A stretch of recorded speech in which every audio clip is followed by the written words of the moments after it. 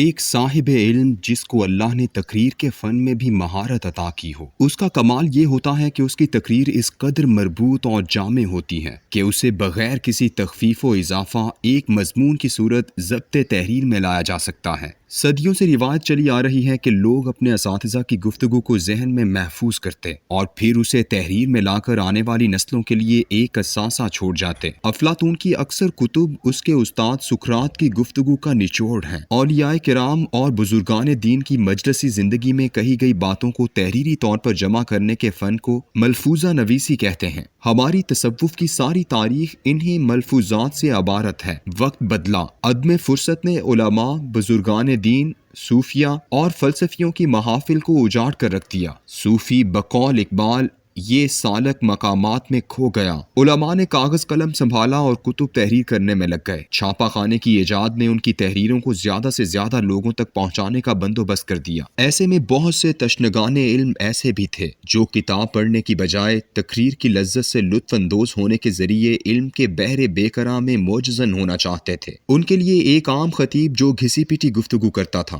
وہ کسی بھی قسم کی جاذبیت نہیں رکھتا تھا۔ ان کی تلاش کسی ایسے صاحب علم کی تھی جو اپنی تحریروں کا نچوڑ عام فہم زبان میں دل نشین تقریر کی صورت بیان کرے۔ اللہ نے تحریر و تقریر پر ایسی دسترس اور ملکہ بہت کم لوگوں کو عطا کیا ہوتا ہے۔ یہ وہ لوگ ہوتے ہیں جن کی تحریر بھی متاثر کن ہوتی ہے اور جن کی تقریر بھی سحر طاری کر دیتی ہے۔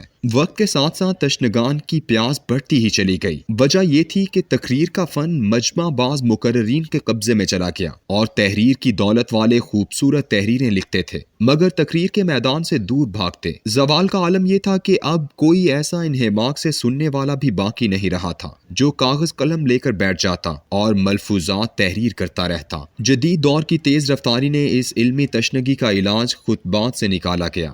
یہ فن دراصل مغرب سے ہمارے ہاں آیا جسے وہاں ایکسٹینشن لیکچرز یعنی توسیعی لیکچر کہا جاتا ہے۔ ایسے لیکچر کسی مضمون کے ماہر سے دلوائے جاتے ہیں جو موضوعاتی ہوتے ہیں اور ان کے سننے والے بھی خصوصی طور پر ایسے منتخب کیے جاتے ہیں جو موضوع میں دلچسپی رکھتے ہوں اور صاحب لیکچر کو سننے کے لیے بھی بےتاب ہوں۔ عموماً ایسے لیکچر بڑی بڑی یونیورسٹیوں میں تشنگان علم کی پیاس بجھانے کے لیے منعقد کروائے جاتے ہیں۔ برصغیر میں ان توسیعی لیکچرز کی روایت علامہ سید سلیمان ندوی نے ڈالی۔ یہ وہی سلیمان ندوی ہیں جنہوں نے علامہ شبلی نعمانی کی شروع کردہ سیرت النبی جو انہوں نے صرف ایک جلد تک لکھی تھی اسے 8 جلدوں تک مکمل کیا تھا۔ انہوں نے اکتوبر اور نومبر 1925 کے مہینوں میں مدارس کے لولی ہال میں سیرت النبی کے مختلف موضوعات پر خطبے دیے۔ ان کے سامعین میں انگریزی اسکولوں کے طلباء اور عام مسلمان دونوں شامل تھے، اس لیے ان کے بیان میں علم کے خزائن اور آسان فہم زبان کا خوبصورت ملاپ ہے۔ یہ لیکچر خطبات مدارس کے نام سے 1926 میں کتابی صورت میں شائع ہوئے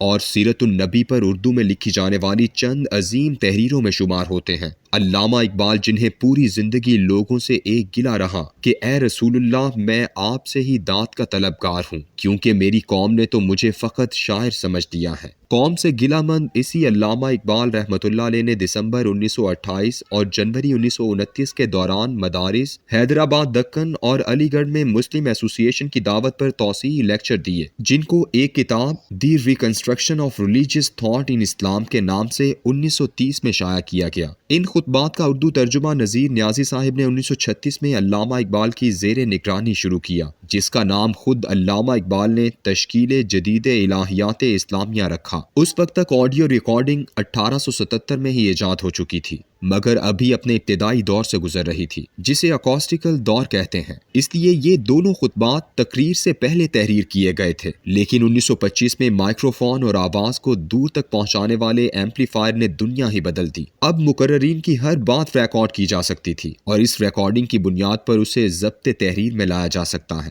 یوں دنیا بھر میں خطبات یا ایکسٹینشن لیکچر سے بے شمار اعلیٰ پائے کی تحریروں نے جنم لینا شروع کیا۔ اس جدید دور میں اسلام کے حوالے سے سب سے متاثر کن خطبات ڈاکٹر حمید اللہ صاحب کے ہیں۔ یہ خطبات یا توسیعی لیکچر انہوں نے 8 مارچ سے 20 مارچ 1980 کے دوران جامعہ عباسیہ موجودہ اسلامی یونیورسٹی بہاولپور میں دیے۔ جو خطبات بہاولپور کے نام سے شائع ہوئے۔ بلا شبہ یہ ایسی کتاب ہے جس نے مسلمان اذہان میں موجود صدیوں پرانی گتھیوں کو سلجھایا ہے۔ کتاب کا نشہ ایسا ہے کہ بار بار پڑھنے سے بھی آدمی سیر نہیں ہوتا۔ ڈاکٹر حمید اللہ کے علم کی ہمہ گیریت اور لوگوں تک آسان فہم انداز میں بات پہنچانے کے فن نے اس کتاب کو بیش بہا عروج بخشا ہے۔ جامعہ عباسیہ بہاولپور کے نقش قدم پر چلتے ہوئے نومبر 2016 میں بہاؤالدین ذکریہ یونیورسٹی کے شعبہ علوم اسلامیہ نے برصغیر پاک و ہند میں دینی روایت کے اولین مؤسس شاہ ولی اللہ کے فکر کے امین مولانا عبدالخالق آزاد رائے پوری کے ساتھ توسیعی لیکچرز کروائے۔ مولانا عبدالخالق آزاد رائے پوری لاہور کی قدیم کوئنز روڈ اور مزنگ چوک کے سنگم کے قریب ایک درسگاہ میں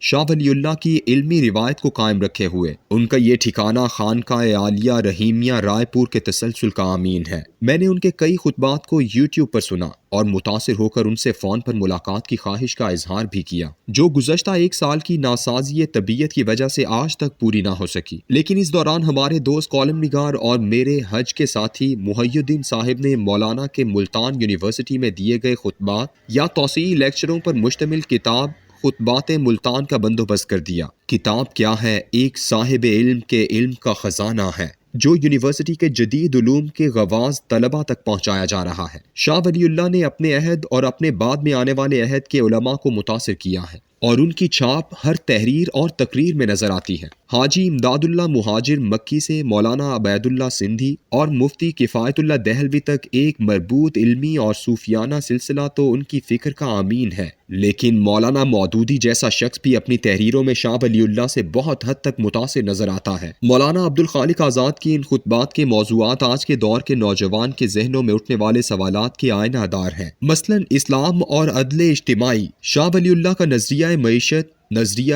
اتفاقات، رسول اکرم صلی اللہ علیہ وآلہ وسلم کے اسوہ حسنہ کی روشنی میں سماجی تشکیل نو اور خاص طور پر اسوہ حسنہ اور پاکستانی معاشرے کا استحکام۔ شاہ ولی اللہ جنہیں آج کا نوجوان صرف اس حد تک جانتا ہے کہ انہوں نے برصغیر میں ہندوؤں کے مکمل غلبے کو روکنے کے لیے افغانستان کے احمد شاہ ابدالی کو خط لکھا تھا اور ان کی فرمائش پر اس نے یہاں آ کر مرہٹوں کے لشکر کو ایسا تباہ و برباد کیا تھا کہ اگلے 100 سال تک کسی نے دوبارہ ہندوتوا، گیروی پچم اور گپتا بادشاہت کی دوبارہ بنیاد رکھنے کا سوچا تک نہیں تھا۔ اس شاہ ولی اللہ کے علمی کام اور علمی روایت کا جس طرح ان خطبات میں تعارف کروایا گیا ہے وہ یقیناً موجودہ اور آنے والی نسلوں پر ایک احسان عظیم ہے۔